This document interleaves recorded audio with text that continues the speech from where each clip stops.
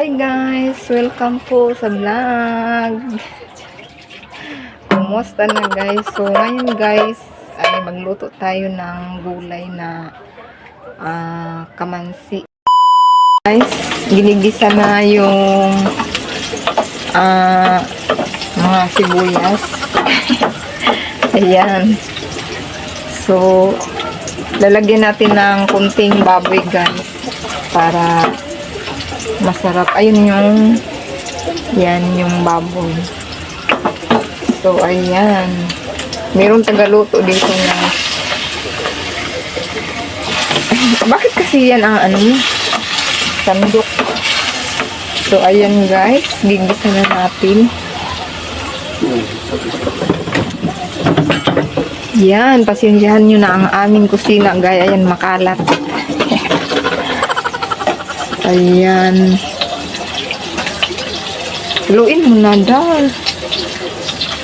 So, ito yung ating kamansi, guys. Ayan, oh. Isang piraso lang to. So, pag naluto na yung baboy, so, isusunod natin to. Tapos, gagataan natin.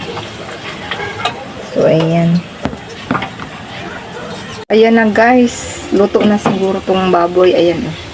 So, ilagay na natin ang anong kasunod niyan.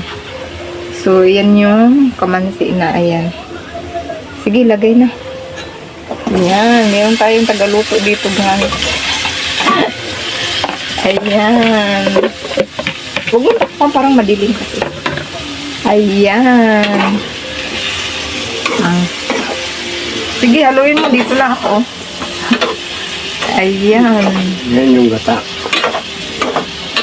Sunod niya yung gata. Ayan, ilagay na natin yung gata, guys. Ayan. Siguro, lagyan ko siguro yan ng tubig. So, ayan, may gata na siya. So, ayan. Atin lang itong hintayin lang natin yan na kumulo at malata kunti. So, atin ang tatakpan yan, guys. So, ayan. So, ayan, guys. Luto na ang ating gulay na kamansi. Ayan. So, ayan, oh.